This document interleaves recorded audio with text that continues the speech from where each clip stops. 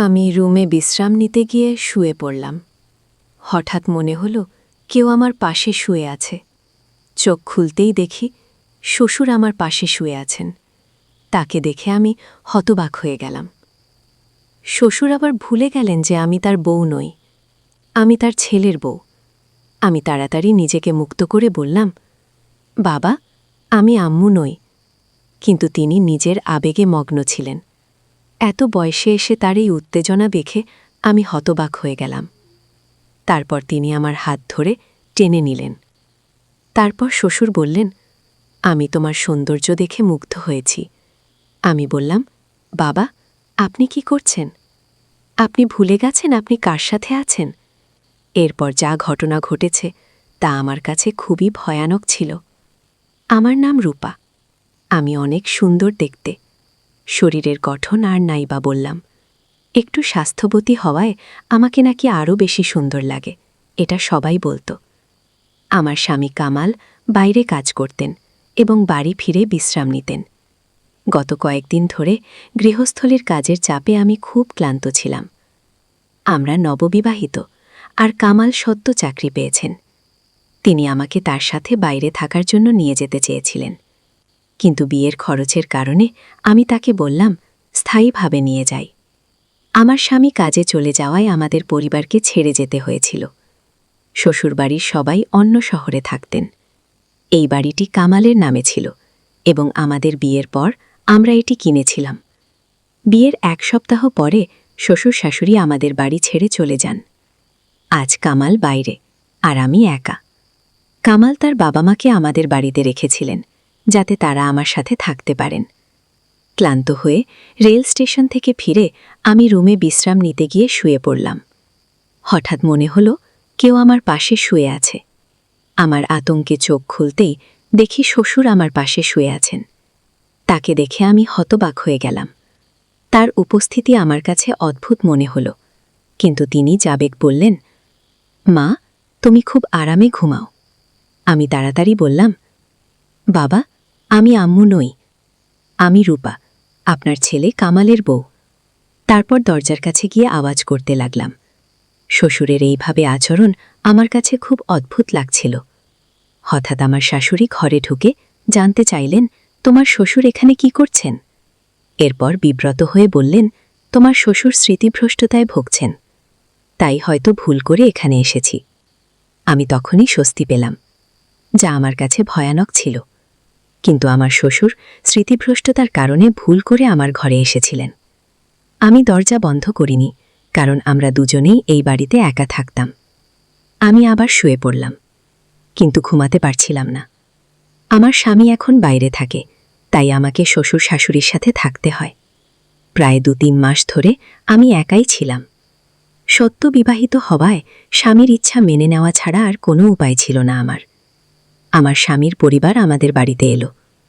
আমার শ্বশুর স্মৃতিভ্রষ্ট ছিলেন, যা আমাকে চিন্তিত করেছিল। এতদিন আমি জানতাম না, কিন্তু এখন বুঝতে পারলাম তার সাথে থাকা কঠিন হবে। বিয়ের পর পুরো 1 সপ্তাহ শ্বশুর শাশুড়ি আমাদের বাড়িতে ছিলেন। সেই সময় শ্বশুরের অসুস্থতার কোনো লক্ষণ দেখিনি, কিন্তু কামাল চলে যাবার পর তার স্মৃতিভ্রষ্টতা প্রকাশ পেল। এই অবস্থায় তার যত্ন নেওয়া কঠিন হবে। সারা রাত এভাবে ভাবতে ভাবতে সকালে রান্নাঘরে গেলাম নাস্তা করতে। তখনই শ্বশুর এসে জিজ্ঞেস করলেন, কি ব্যাপার, কোনো সমস্যা আছে? আমি চিন্তিত হয়ে বললাম, কি ব্যাপার বাবা, এভাবে হাঁটছেন কেন? তিনি বললেন, তোমাকে খুব সুন্দর লাগছে। আমি বললাম, বাবা, আপনি কি করছেন? তিনি বললেন, রূপা, আমি তোমাকে নিয়ে রোম্যান্স করব না? তোমার সৌন্দর্য দেখে মুগ্ধ হয়েছি। আমি বললাম, বাবা, আপনি ভুলে গেছেন আপনি কার সাথে আছেন। তিনি নিজের আবেগে মগ্ন ছিলেন। এত বয়সে এসে তার এই উত্তেজনা দেখে আমি হতবাক হয়ে গেলাম। এই সময় মা ঠান্ডা হাওয়া খেতে খেতে বারান্দায় এসে জিজ্ঞেস করলেন, কি ব্যাপার, কোনো সমস্যা আছে? আমি উত্তর দেওয়ার আগেই মা শ্বশুরের হাত ধরে তাকে ছাদ থেকে নামিয়ে নিলাম। তিনি বললেন, শ্বশুরের স্মৃতিভ্রষ্টতার কারণে ভুল করে এখানে এসেছে। পরদিন কামাল ফোন করল। আমি তাকে বিষয়টি বলতে চাইলাম, কিন্তু মা এসে বললেন, তুমি তোমার বাবার কাজের মাসের মধ্যে কিচ্ছু বলো না, নইলে সে টেনশনে পড়ে যাবে। এরপর বললেন, কামালের একটি গুরুত্বপূর্ণ মিটিং আছে, রাতে ফোন করবে, তখন কথা বলবে। সারা রাত অপেক্ষা করেও কামালের কল পেলাম না। আমার শাশুড়ি পাশে বসে টিভি দেখছিলেন। তিনি বললেন, বৌমা, তোমার শ্বশুরের কাজের মাসের মধ্যে কিচ্ছু বলো না, নইলে সে টেনশনে পড়ে যাবে। আমি বললাম, শাশুড়ি মা, বাবা কি ওষুধ খাবেন? শ্বশুরের স্মৃতিভ্রষ্টতা বেড়েই চলেছে। সবচেয়ে কষ্টের বিষয় ছিল শ্বশুরমশাই শুধু তার স্ত্রীর ব্যাপারে ভুলে যেতেন, বাকি সবকিছু মনে রাখতেন। আমি অনেক সময় ইচ্ছাকৃতভাবে তার ব্যক্তিগত জিনিস লুকিয়ে রাখতাম, কিন্তু তাও তিনি সব মনে রাখতেন।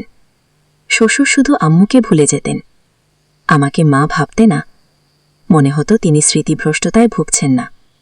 যদি ইচ্ছাকৃতভাবে করতেন তবে তাকে সহ্য করতাম না। স্বামীর চলে যাবার পরে 3 মাস অনেক কষ্টে শ্বশুর শাশুড়ির সাথে কাটিয়েছি। রুমের দরজা বন্ধ করে ঘুমাতাম এবং সারাদিন মুখোমুখি না হওয়ার চেষ্টা করতাম। একদিন দুপুরে তালা দেখলাম, দরজাটা ভাঙা। চিন্তিত হলাম, কারণ সকাল পর্যন্ত দরজার তালা ঠিক ছিল।